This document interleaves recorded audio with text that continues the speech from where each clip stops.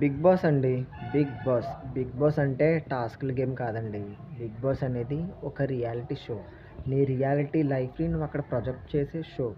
అంతేకాని big Boss అంటే big boss మీద ఇష్టమే బిగ్ బాస్ అంటే అందరికి ఇష్టమే. నాకు ఇష్టమే, నీకు ఇష్టమే, ఆళ్ళకి ఇష్టమే, ఈడికి ఇష్టమే. అందరికి ఇష్టమే బిగ్ బాస్ అంటే.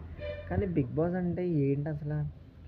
ఎళ్ళి బయట సెట్లు బిగ్ బాస్ సెట్ బయట కూర్చునిపోయి, స్టూడియోల ముందు కూర్చునిపోయి ధర్నాలు చేసి, నేను బిగ్ బాస్ పోవాలి, నన్ను సపోర్ట్ చేయండి, బిగ్ బాస్ పోవాలని వెనకాలేమో ఫ్లెక్సీలు వేసేసుకుని దాని మీద కూర్చొని ధర్నాలు చేసి, ఫుడ్ తినడం మానేసి, బిగ్ బాస్ అంటేనేమో పాదయాత్రలు చేసేస్తారు. మేమే పెద్ద పాదయాత్రికులం అని బిగ్ బాస్కి వెళ్ళారు. ఏ పాదయాత్రలు చేసేసి, ధర్నాలు చేసేసి, ఏదో చెప్పేస్తే కాదు బిగ్ బాస్ అనేది. నీ రియాలిటీని అక్కడ నువ్వు ప్రజెంట్ చెయ్యాలి.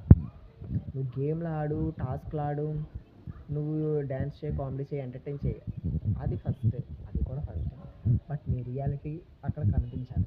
బిగ్ బాస్ అనేది నలుగురికి చూపిస్తుంది ఏంటి ఒక రియాలిటీ. ఇప్పుడు స్క్రీన్ వెనకాల నేను ఒకలా ఉంటాను, స్క్రీన్ ముందు ఒకలా ఉంటాను. స్క్రీన్ ముందు కనిపించేది నేను స్క్రీన్ వెనకాల ఉన్న దానికి చాలా డిఫరెన్స్ ఉంది. స్క్రీన్ ముందు నేను నటిస్తాను, అది నటన మాత్రమే. స్క్రీన్ వెనకాల నేను ఎలా ఉన్నదని ఎవ్వరికీ తెలియదు. ఇది కూడా అంతే. బిగ్ బాస్ అనేది చూసేదానికి చూపించేదానికి చాలా డిఫరెన్స్ ఉందన్నట్టు బిగ్ బాస్ అనేది మొత్తం నీ లైఫ్ యొక్క ప్యాటర్న్ మొత్తం కోట్ల జనాన్ని చూపిస్తుంది బిగ్ బాస్. బిగ్ బాస్ అంటే అది నిజంగా బిగ్ బాస్ ఫ్యాన్స్కి నాకు బిగ్ బాస్ అంటే చాలా ఇష్టం.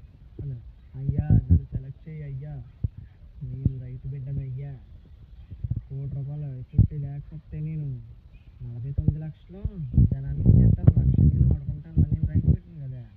ఇలాంటి సూది డైలాగ్లో ఏంటంటారా, ఏమంటారమ్మా ఇది, ఏమంటారో గుర్తు రావట్లేదు, ఏమంటారో మీరు కామెంట్ చేయండి.